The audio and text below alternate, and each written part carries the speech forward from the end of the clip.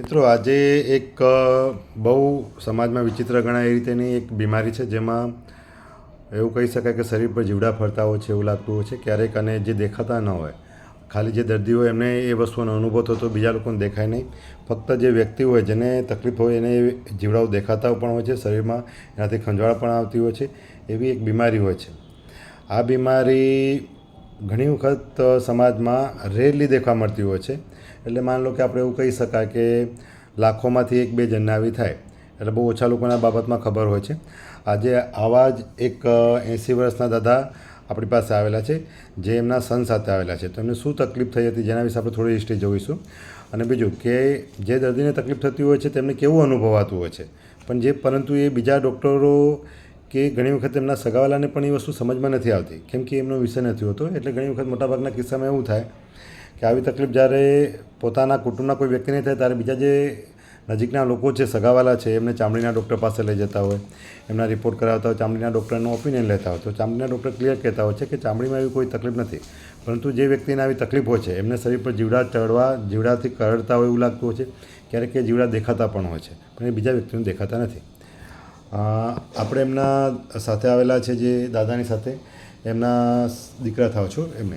હા, હવે દાદાને શું તકલીફ થાય છે મને થોડી જણાવો, કેટલા સમયથી? એમને છેલ્લા 20 દિવસથી આ હાથે ખંજવાળ આવે છે ને એવું કહે છે કે અંદર અહીંયા જીવજંતુ પડ્યા છે. એમને આખો દિવસ એને જ જોજો કરે છે. ઇવન રાત્રે પણ એ જાગીને એને બેટરી પાડીને જોવે છે કે અહીંયા જીવડા છે એવું જણાવે છે.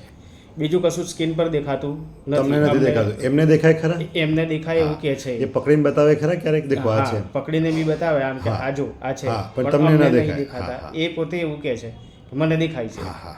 અને તમે જ્યારે આવું કીધું એમને, તો એ તમારી વાત સમજી શક્યા હતા? ના, એ એમની વાત સાચી જ માને છે? એ એમની વાતમાં અડગ રહે છે કે આ છે જ વસ્તુ. અમે ના પાડીએ છીએ કે નથી. અને આ 20 દિવસથી જ થાય છે? આ છેલ્લા 20 દિવસ. આના પહેલાં ક્યારે આવું થયું ના, ફર્સ્ટ વાર. ઠીક છે. દાદા, તમને શું તકલીફ થાય છે મને જણાવો. આમાં જંતુ પેદા થયો ચામડી પર? હા.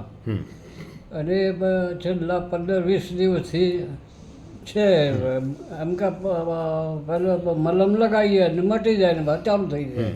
તમને દેખાય ખરા એ જીવડા? દેખાય. એ દિવસે દેખાય, રાત્રે દેખાય કે 24 કલાક દેખાય? દિવસે દેખાય છે. હવે રાત્રે તો કોણ જોવે કે રાત્રે કેડે તારે જોઈએ તો કડે ખરા? તમે પકડી શકો ખરા એ જીવડા? પકડી શકીએ તો નહીં, પણ અંદર એ કરડે છે તમને? હા. આ ચોદી પડી રહી. હા. હવે એની આજુબાજુ કાળું દેખાય એમ કરડે. અને કરડ્યા પછી એની લાઈ ચાલુ રહે. તકલીફ એમ. તમે ચામડીના ડૉક્ટરને બતાવ્યું હતું, તો ચામડીના ડૉક્ટર સાહેબે શું કીધું? ચામડીના ડૉક્ટરને તો નથી બતાવ્યું. આપણે ક્યારે કંઈ વાંધો નથી.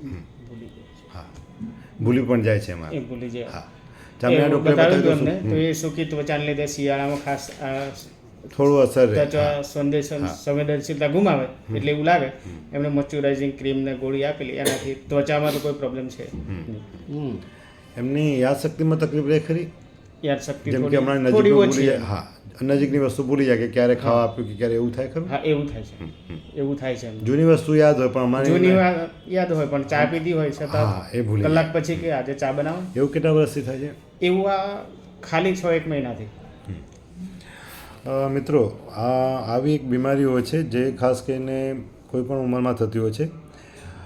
એક બીમારી એવી છે કે જેમાં જે વ્યક્તિને શરીર પર જીવડા ચાલતા હોય, જીવડા ફરતા હોય અને જીવડા દેખાતા હોય અને કરડતા હોય એવો અનુભવ થતો હોય છે, જેને ડિલ્યુઝન ઓફ પેરાસાઇટોસિસ કહેવામાં આવે છે. આ મગજની બીમારીમાં ગણાય છે. આ કોઈ વળગાની બીમારી કે શરીરની બીમારીમાં નથી હોતી. તેમજ જે દર્દી કહેતા હોય છે એ વસ્તુ એમના તરફથી એ સાચી જ હોય છે, પણ જે સાથેના સગાવાલા હોય છે એમને આ વસ્તુ ન દેખાવાના કારણે લોકો માની નથી શકતા. એટલે મોટાભાગના કિસ્સામાં ચામડીના ઉપર જીવડા ફરે છે એવું લાગે એટલે લોકો ચામડીના ડૉક્ટરને બતાવતા પણ હોય છે.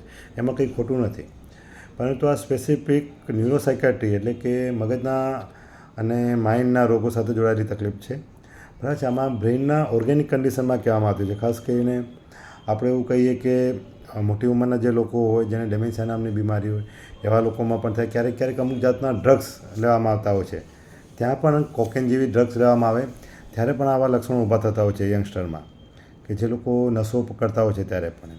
એના સિવાય પણ ઘણા બધા કારણો છે. એ કારણોનું ચોક્કસપણે નિદાન કરી અને એની સારવાર કરવામાં આવે તો આ બીમારી ચોક્કસપણે મટી પણ શકે છે. પણ એ જેટલા વહેલા એની નિદાન થાય એની વહેલા જેટલી સારવાર થાય તો આ જલ્દીથી એનું પરિણામ મળતું હોય છે સારું.